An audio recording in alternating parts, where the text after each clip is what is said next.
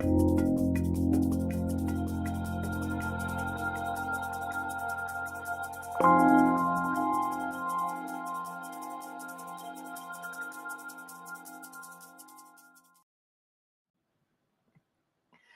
everyone. I'm Fran Costigan, the director of vegan pastry at the Rouxbe Online Culinary School.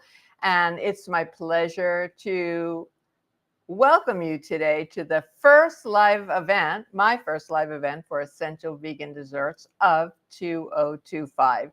So I'm so happy to see you here. And I've got some things to say about apples, which are among my favorite fruit. I love fruit. I love fruits and vegetables as much as I like chocolate. And sometimes that surprises people. But I just want to go over a couple of things first. If you're generally here with me, you will know this, but I always like to review. So on your dashboard, you'll see that there's a place to ask a question. If you haven't asked a question or make a comment, just put it right in there and I will get to you all of your questions and answers. I want to welcome everyone, guests, Rouxbe students, Rouxbe graduates, my new cohort of Essential Vegan Dessert students. You're doing great works, and it's just a pleasure to mentor you and do your grading and everything that happens. If you haven't joined the Essential Vegan Desserts Facebook group yet, please do that. It's a great place to ask some questions about maybe you want a new blender or a new piece of equipment or have a question, and you can ask your colleagues. If you have a question of a technical nature, write to support@rouxbe.com and someone from our staff will get back to you quickly. I do want to say that we're halfway through January now, pretty much halfway. What is today? The 14th. Yeah, I'll call that halfway. And it's Veganuary. Some of you may know what that is. It's a movement to try vegan or plant-based, whichever term you prefer, for the month of January. And it has grown exponentially.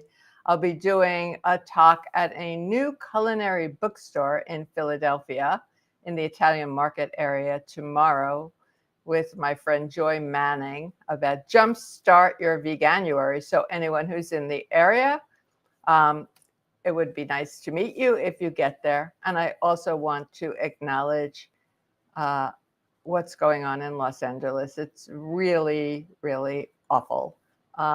Eating plants does seem to be, we're told that it is helpful for the environment.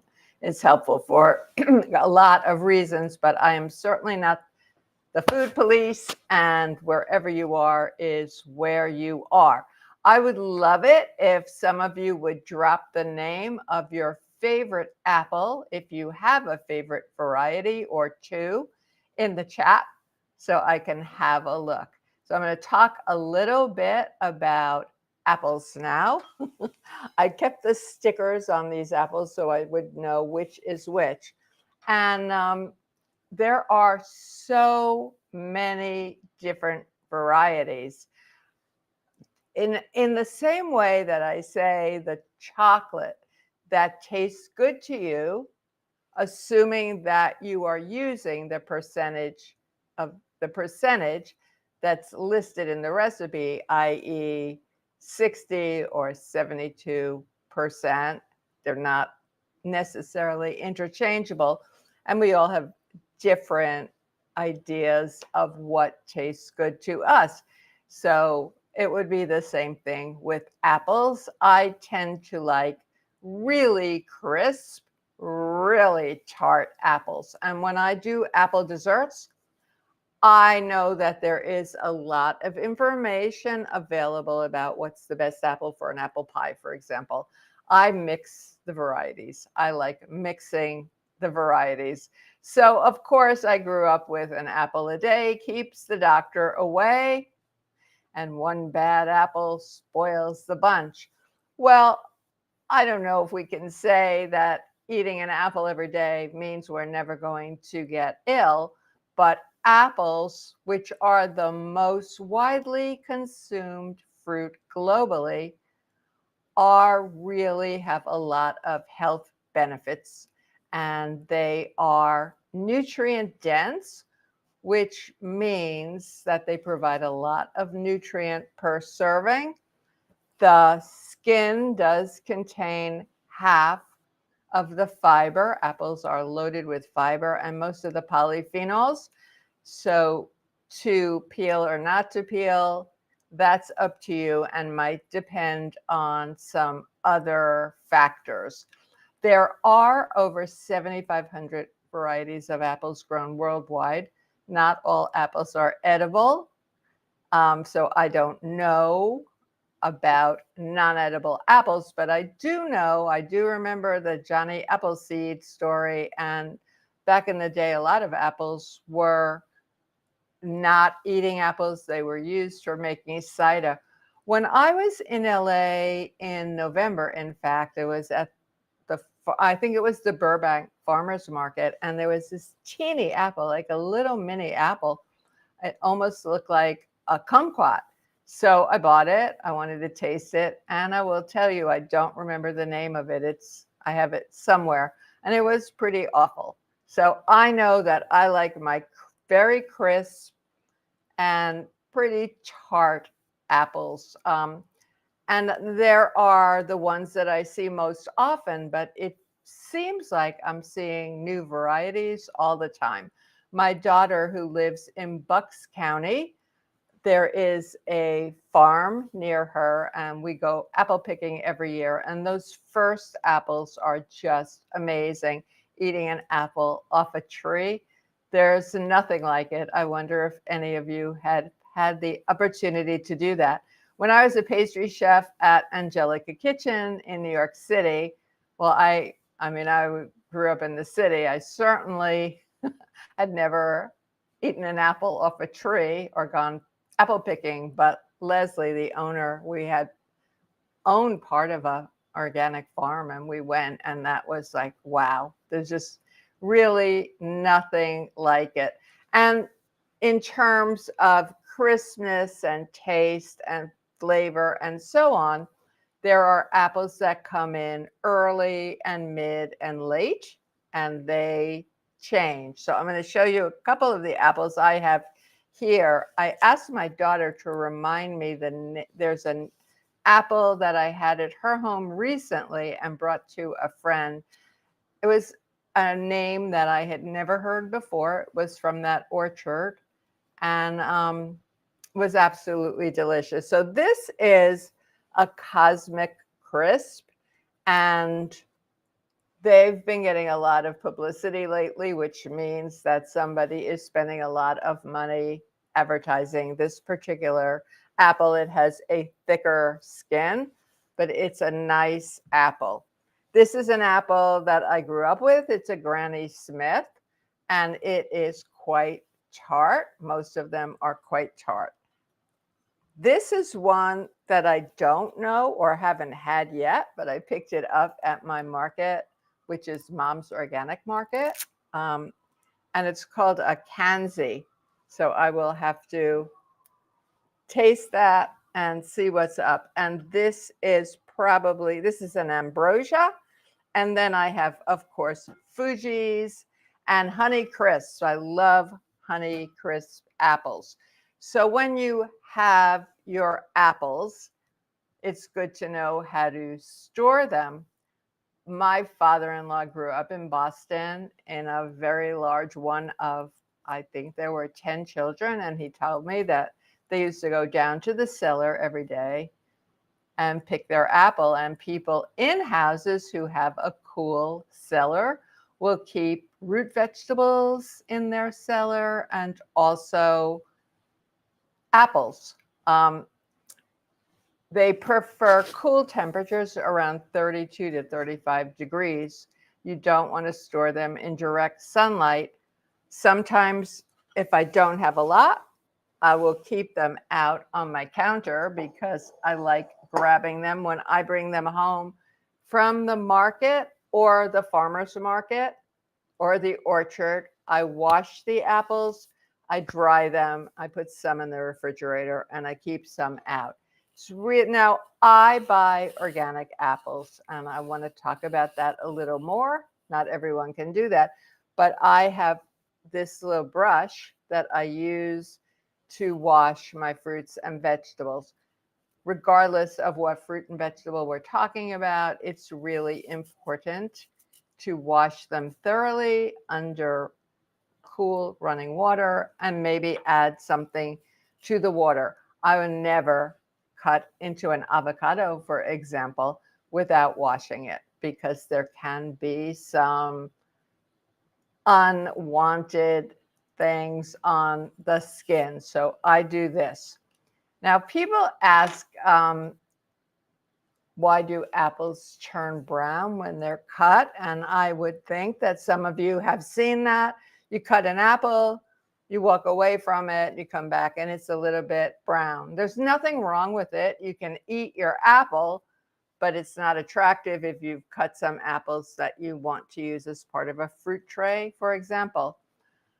When I was in culinary school, I learned to dip apples, for example, that were cut into acidulated water, which was for us water with some amount of lemon juice in the water to keep the apples from browning. I decided somewhere along the line when I was slicing a lot of apples to make apple pies, and I would slice them ahead, that I preferred to give my apples kind of a bath in apple juice or apple cider. I think it added a flavor that made sense to the apples rather than the lemon. And also, it was good for the apple juice or apple cider. So that's what I do. You know, when an apple is cut, oxygen is introduced into the plant tissue and a chemical reaction happens, oxidation happens. Now, there is a new apple that on the market that doesn't brown. It's called the Arctic, ARCTIC apple. And it is a brand name for a group of GMO apples that have been engineered not to turn brown when cut or bruised. I haven't eaten any, I probably won't, but I have heard anecdotally that the texture is mealy. I don't really want to eat an apple that isn't going to brown. So I don't know, maybe it was developed because I see in the markets bags of apples that are already cut. Now, I don't actually bite into an apple. I cut it myself, but you know, there you have it. Apples are on the Dirty Dozen list. There is a list from the Environmental Working Group that some of you, maybe many of you, are aware of. It's called the Dirty Dozen and the Clean 15, and it changes every year. Apples have moved to number 8. They used to be closer to the top. I'm sorry to say that kale and spinach have moved up. So you do what you can do. Apples ripen more slowly, about 10 times more slowly in cold storage, which is why I keep my apples that I don't plan to eat or use within a day or two in my fridge. Now, if I have some apples that have been out for too long and I cut into one and it feels a little softer than I'd like it, I don't get rid of that apple. I will make some applesauce. I love making applesauce. So we can talk about that. Generally, the more tart apples or apple with a thicker skin will store longer than the sweeter apples. And, you know, to peel or not to peel, that's up to you. As I said earlier, I like eating the whole apple with the peel. I am, again, buying organic fruit. That doesn't mean that I don't wash my fruit thoroughly and try to know where I'm buying where the fruit is coming from. This pink lady apple is from the United States, from the West Coast, actually from Oregon and Portland. Portland, maybe. I don't know why I said Portland. I don't know if that's true. So even when I make applesauce, I tend to leave the skins on. Now, something that I don't want to forget to say is we are cautioned not to eat the apple seeds. And I had someone in my life who actually liked eating the apple cores. And I said, I think that's really dangerous. I mean, if you find in a dessert or in some applesauce that you have eaten a couple of seeds, that's okay. But more than that isn't, because there is cyanide in apple seeds. So you want to be careful about that. In Essential Vegan Desserts, we have a unit on roasting fruit and an assignment on roasting fruit. Well, one day, not too long ago, I wanted to make some applesauce. My daughter's kind of the applesauce queen. I think it's the proximity to this orchard, and she brought me her delicious applesauce, and I wanted to make some more. So I cut my apples in half and cored them and put them on a sheet pan lined with parchment, because that's what I do. My oven has a convection setting, so I put it on really high, and I roasted, or air fried really, these apples until I saw they were soft, they were roasted as far as I'm concerned, and the skin lifted right off. So that was such an easy way to make applesauce, or something where you don't want to have skin in your whatever puree that you're making. So think about roasting it. You can make applesauce in your Instant Pot, in just a pan with a little bit of liquid. You can use a food mill, excuse me, or just mash it, depending on what it is that you like. Some of the favorite apple, we could go on and on and on about how are apples used when they aren't eaten out of hand. Pies, cookies, muffins. I put apples into salad, sometimes into my oatmeal. Sometimes I will add a piece of apple or an apple in to make when I'm making a squash soup. It's very nice that way. Or who here hasn't had some slices of apple with peanut butter or another nut butter or even tahini? That's really a nice, satisfying, and healthy snack. So I happen to like making apple butter, which is really applesauce just cooked longer. You're cooking more of the moisture out, and the flavor is really deep and delicious. And there are a couple of spices that we think of, or most people think of, when we're doing apple desserts. And one of the spices is, of course, cinnamon. This is royal cinnamon from Burlap and Barrel. So this is an intense cinnamon. I use a little because I want the apple flavor to come through. I like ginger in apple desserts, and a tiny bit of clove. For me, tiny, because I'm not a giant clove fan. And lately I've been using cardamom, which is really, really nice. So I want to show you something that I made earlier. And I don't know, oh, that white, that's an apple. So this is a baked apple. And I'm going to ask Patrick to show you the process of making this apple, which I will warm up and eat later with gusto. So we have my cutting board, and I take a bit of the skin off the apple and I taste it, because that's going to be a clue for me about how long I think that apple has to bake and how sweet or tart it is. And then I make a pretty big, I go in there and scoop out a lot of the apple because I want to get a bunch of stuffing in there. And if there's a considerable amount of apple that I'm taking, raw apple that I'm taking out, what I haven't eaten, I'll just cut up and put it in the mixture. And this mixture was, I see apple there. It was raisins, a little bit of dried apricots. So that's very sweet. This means you don't have to worry about adding sweetener too much. Some chopped almonds. And then I put in the bottom of this roasting dish, this pan that I could put in the oven at 400 degrees. I put a little bit of maple syrup and some water and some more of the dried fruit, which would make the whole thing sweet enough.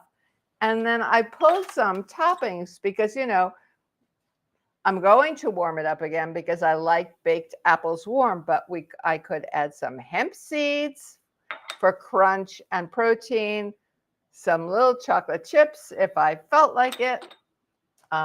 This is some granola that I had made earlier that would also give it a crunch, and then some cacao nibs. So you can really dress up your baked apples that baked in about 20 minutes at 400 degrees. Or, if you want to get it nice and warm and serve it with a scoop of non-dairy ice cream or the vanilla pastry cream that we make in the course, and so on.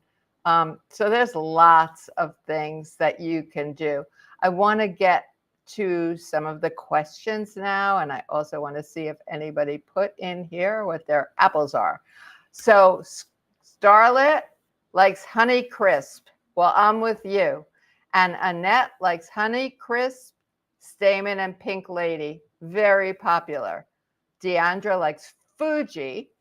Linda D likes Ambrosia and Honey Crisp. Carol likes Pixie, which I have to say, Carol, I don't know Pixie apple, but I'm going to look for it.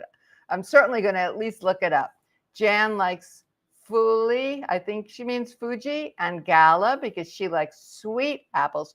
And Melissa B, yes, I forgot. Melissa likes Macintosh apples. And I didn't mention Macintosh, and I forget about them now because there are so many varieties of newer varieties of apples, but Macintosh are the ones I grew up on, and there is nothing like a really fresh Macintosh. So let's see what else we have here. Anna Marie likes Honeycrisp and Granny Smith in the fall at the orchard. Most apples are mushy to me. Well, those two are probably not mushy. Kathy C. Oh my gosh, Kathy has her own apple tree. That would really be nice. And she said it's a late apple and a crisp taste makes a lovely pink applesauce. When you're making applesauce and you keep the skin on, that's going to make your applesauce, give it at least a pink tint, and that's really nice. Thank you for putting those in. That's really cool. So Deb W does have a question. Deb says, I watch my glucose and I'm looking for alternatives to white sugar. Are there recipes without sugar and just cooking apples?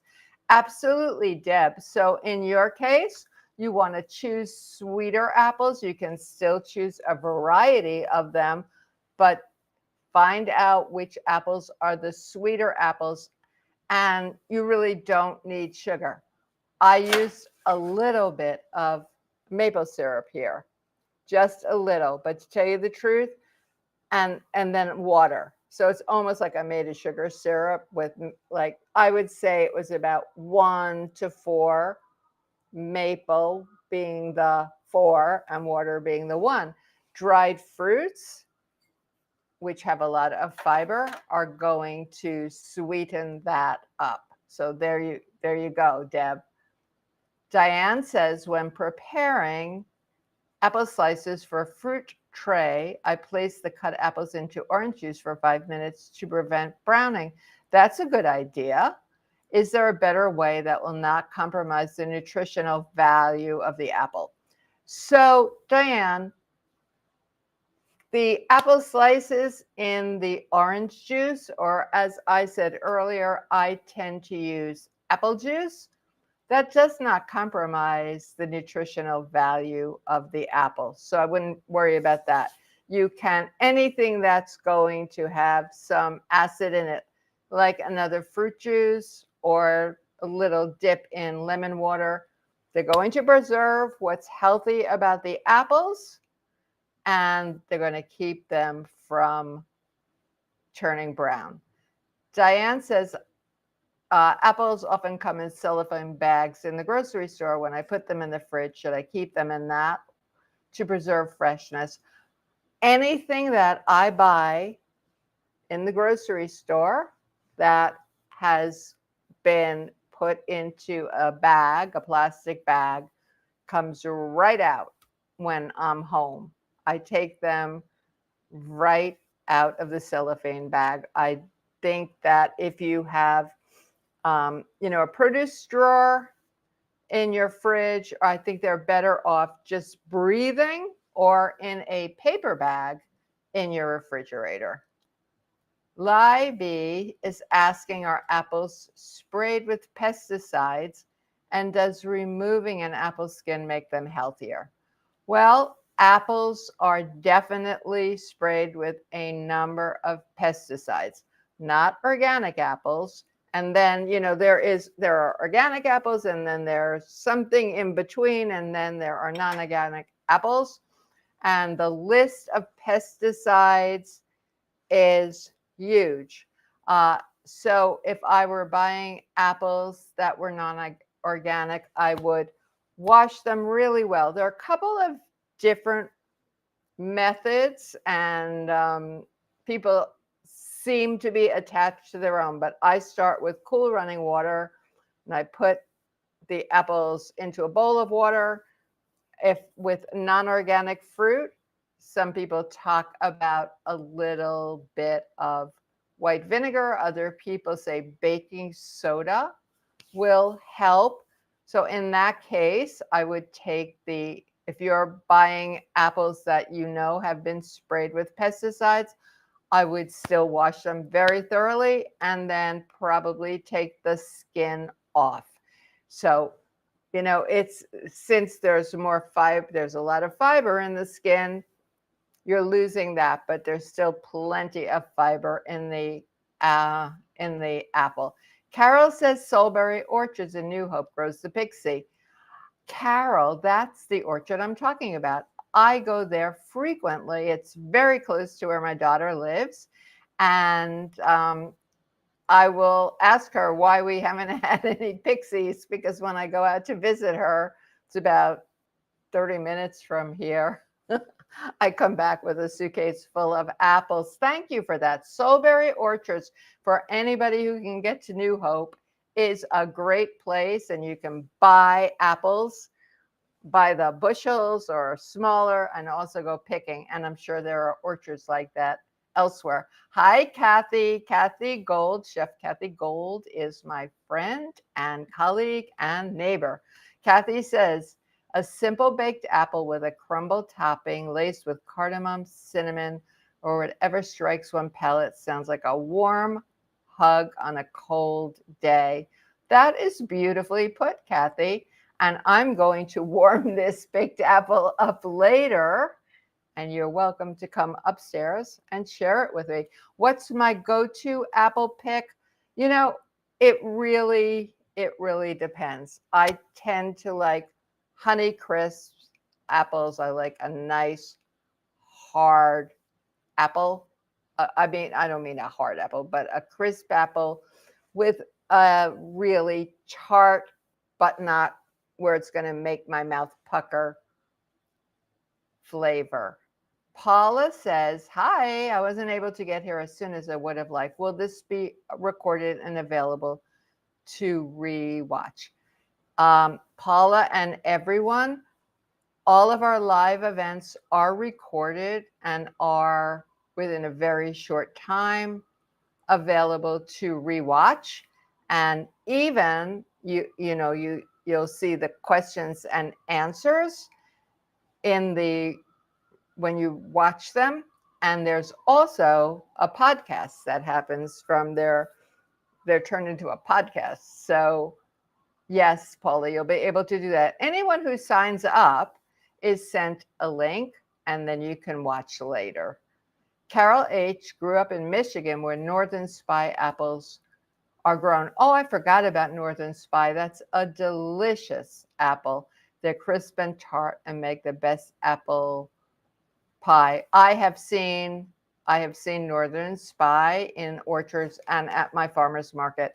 I go to 2 farmers markets in Philadelphia, and we have 2 different orchards that bring so many different varieties of apples, and I know I have seen Northern Spy.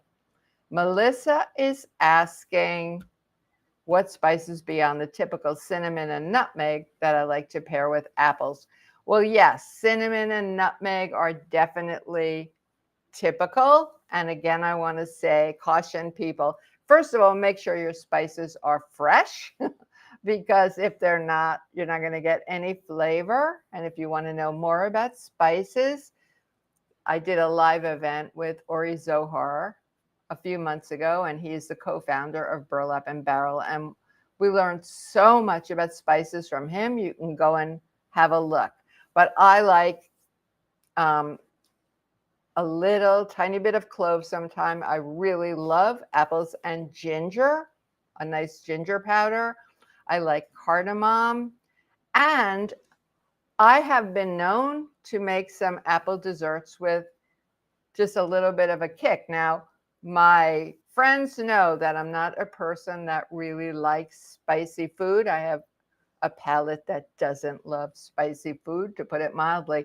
But I've been adding to bits of, I will make a big batch of applesauce, for example, or slice apples for a cobbler or a crisp, pull some aside and see what happens if I macerate those apples with a little bit of ancho chili powder or some unusual spice like that. And it's actually really very tasty. You can also use herbs like mint and thyme and rosemary for a different flavor. So play with that. Maria says, oh, yes, I forgot about those. Her mom liked macoons. They are definitely favorites. So those are 2 apples from my childhood, Macintosh, and then later on macoons. That's a wonderful apple. Kathy C says, I often assemble, let me see, there we go. I often assemble the dry ingredients and wet ingredients the night before I bake. So now we're talking about making a batter-based dessert like a cake. I don't add baking soda or powder to dry or apple cider vinegar to the wet because of concerns of triggering premature reaction. Is this valid? That's a really great question, Kathy. And I very often do the same thing where I'll have my bowl of dry ingredients and my bowl of liquid ingredients covered. I keep them covered, the liquid in the refrigerator, and a piece of tape on the top that says add apple cider vinegar to the liquid. I do add the baking powder or baking soda. There will be no reaction from the baking powder or baking soda until the liquid is added. But the vinegar, I keep that away. Melissa's asking, what are some other ingredients you like to pair with apples? Well, I like apples and cranberries together. I think that's a great combination. I like apples and pears, and apples and mandarin oranges are lovely. Other fruit, and sometimes on something like a baked apple, I will definitely put some granola or crisp topping and even a little bit of chocolate. So Suzanne is asking Beside eating raw, what's the best use of a honey crisp? Um, well, I use honey crisp to make apple desserts like cobblers, crisps, bars, all kinds of things. It's a nice baking apple. But again, I tend to mix my apples so some will stay firmer, some will get softer, and just the mix of it is really delicious. Maria A is asking, is apple juice or apple cider acidulous enough to keep the apples from browning? Well, evidently, because that's what I use and it keeps my apples from browning. So, yes. Linda D is saying, is it okay to keep the skin on for applesauce? I do.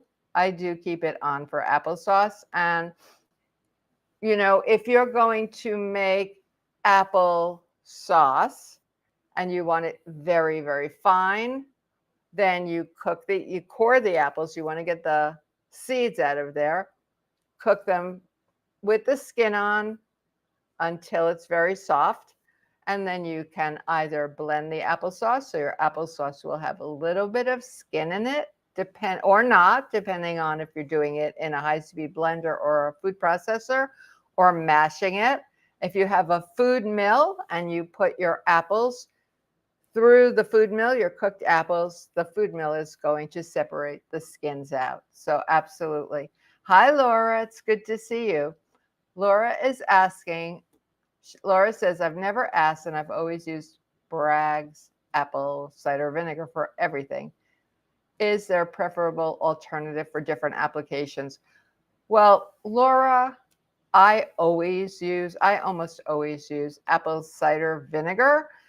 Different, and you can use a different vinegar too, but vinegars have a particular percentage of acidity, and and that's something that you can look up.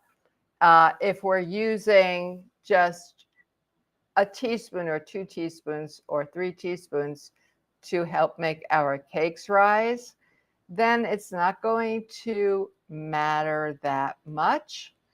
But I'm used to it. I like the flavor, and that's pretty much what I use. Kathy is asking, does the New Hope Orchard have organic apples? Their apples are not certified organic, but I have talked with them at length, and they've been very forthcoming about the kind of spraying that they do early on. And I would say some of these orchards are using organic practices, but haven't spent the money to become certified. Linda D is asking, is the commercial liquid fruit and vegetable cleaner worth it? Well, I don't really know. I think that maybe you need to do some research, ask around, look at reviews. I tend to make my own with vinegar, baking soda, and a little tiny bit, teeny drop sometimes of dish soap, not really dish soap. You know, in the early days of COVID, some of you might remember that there was information in the news telling us to wash our fruits and vegetables in soapy water, and it seemed a little odd to me.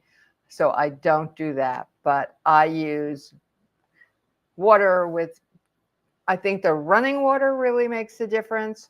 I think a brush like this, or another kind of a brush that you use just for your fruits and vegetables. I have one for fruit, one for vegetables that tend to get the brush a bit more knocked up, like squashes and potatoes. And I use that. And I do use some baking soda. And I have another question from Linda D. You mentioned that you keep the liquid ingredients in the fridge. Once you're ready to bake, should the ingredients be brought to room temperature so the batter isn't cold? Yeah, what I do is when I'm assembling my mise en place, and I think many of you know what that is, but if you don't, it means having everything ready before you start so that you aren't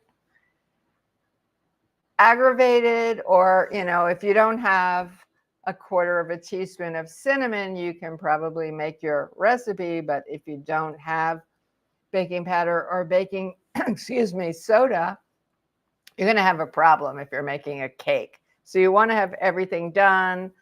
If your recipe calls for roasting nuts and cooling them, that's a step that you have to do away. Over my shoulder, I've got my sweeteners. I will process my organic vegan cane sugar lightly to make the size equivalent to a white sugar. I get that done ahead, or powder it, aquafaba, get it reduced and chilled. So yeah, all those things are done. When I'm ready to bake, in this case, I've got my dry ingredients. We discussed that on the counter, and I look at the note and make sure everything's in there. And then I take the liquid ingredients out of the refrigerator while the oven is preheating. And so it doesn't take very long for the ingredients to come to room temperature at all. They don't have to be warm. They don't have to be warm, but you don't want them ice cold, unless for some cookies, some cookie batters have to be cold. So that's something, but that's a good question. And since I said I'm leaving the, I'm keeping the liquid ingredients on the counter while I'm preheating the oven.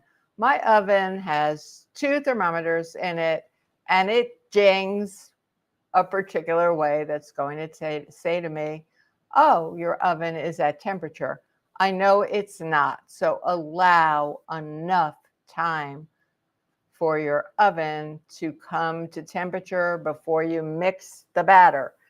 So it's a great idea. It's a great time saver to do your dry ingredients, do your liquid ingredients.